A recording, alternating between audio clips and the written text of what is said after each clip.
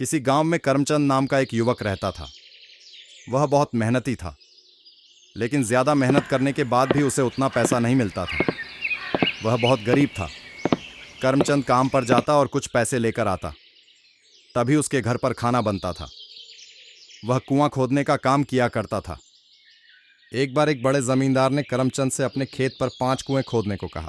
करमचंद कुएं खोदने का काम शुरू कर देता है। जब वह तीसरा कुआं खोद रहा था तो उसे वहां पर एक सोने का सिक्का मिलता है। करमचंद जमींदार को सोने का सिक्का देता है और कहता है कि यह कुएं से निकला है। सोने का सिक्का देखकर जमींदार खुश हो जाता है। वह करमचंद से कहता है, बाकी के सिक्के कहाँ हैं?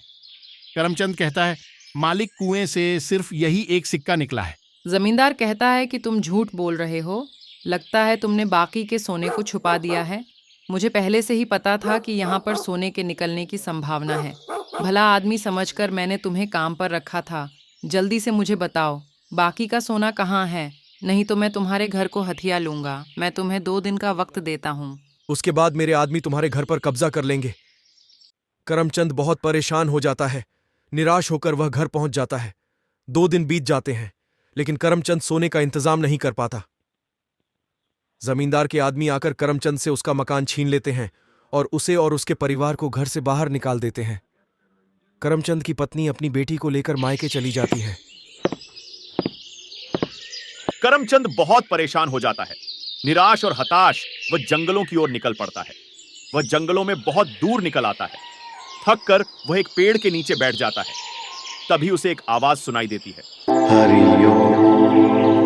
वह आवाज की दिशा की तरफ चल देता है। कुछ दूर जाकर उसे एक कुटिया दिखाई देती है, जहां पर एक आशी ध्यान में बैठे थे। करमचंद राशि के पास पहुंच जाता है। उनके चरणों में बैठ जाता है। आर्ष करमचंद से पूछते हैं कि तुम इस जंगल में क्या कर रहे हो? मैंने आज से पहले यहाँ कभी किसी इंसान को नहीं देखा। करमचंद राशि को अपने साथ हुई सारी घटना बताता है। करमचंद की ईमानदारी और कर्मठता को देखकर राशि अत्यंत प्रसन्न होते हैं। वह करमचंद को वरदान देते हैं कि आज के बाद तुम जब भी कुआं खोदोगे उसमें से सोना निकलेगा। करमचंद वापस लौट आता है। वह एक कुआं खोदता है तो कुएं से सोना निकलने लगता है। सोने को बेचकर करमचंद सबसे अमीर हो जाता है।